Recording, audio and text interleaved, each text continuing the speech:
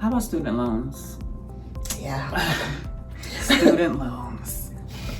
That's another reason why I tell people, as soon as they say, I don't have a lot on my credit, I just have student loans, I'm like, okay, you definitely need to talk to a lender sooner rather than later, because things change with how you guys can calculate student loans and things like that, right? Yes, they do. Okay. So what are you seeing? Are student loans preventing buyers? Yes and no. Okay. Okay. So if you can go in some loan types, don't look at how much your student loan balance is. They look at what your current payment is. Okay. Some loan types don't care if you're paying $50 a month. If you owe $100,000, then your payment's $1,000 a month is what it's counted against you. So what you have to think about is government programs versus non-government programs, and this is when people get hit. Okay. A student loan is a government-backed debt, almost all of them. Okay. So these income-based repayment plans that everybody is on, it is kind of a Band-Aid.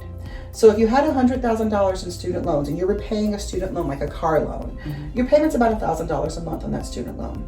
But because most people are coming out of school with it and they can't afford an extra $1,000 a month, they throw their hands up. Fine, I won't pay anything. So that's what the income-based repayment plans were. It came in to say, okay, based on your income, you can afford to send us $200 a month. You're right, you can't afford $1,000, but you can afford to send us $200. So send us that, and we won't report negatively on your credit. Okay. You're still not repaying the debt as agreed. You agreed to pay $1,000 a month when you got your student loans, but they're willing to take something rather than nothing. So exchange for the something that you've negotiated with them, they're not going to report negatively on your credit. That only works for the mortgage if you're not doing a government-backed mortgage. So if you're doing a conventional loan. So it only works in the higher credit scores, and you have to have down payment. So if you've got a decent down payment, now by decent I mean 3 to 5%, you don't need a lot, and you've got a decent credit score, like 680, 700, we can do a conventional loan and everything's good.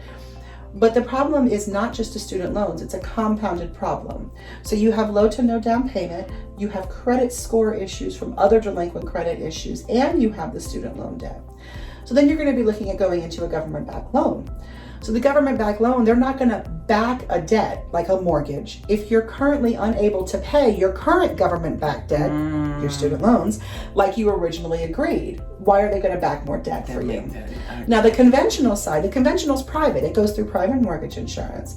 The private sector doesn't care if you pay the government-backed debt or not. As long as you're paying it back as agreed. They don't care what you agreed to. But if your new agreement says $200 a month, that's all right. $200 a month it is. Okay. Does that make more sense? It does. Wow. See, this gets deep. This gets deep. Oh, this gets deep. No, we'll be here for 20 years if you want to teach me my job. This gets deep, but that's why I have people that contact me with like lender questions. I'm like, that's for the lender. You need to get in contact with the lender.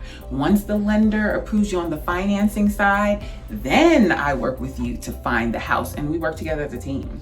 And every situation is completely unique, which is why I preach to not decline yourself. Knowledge is power.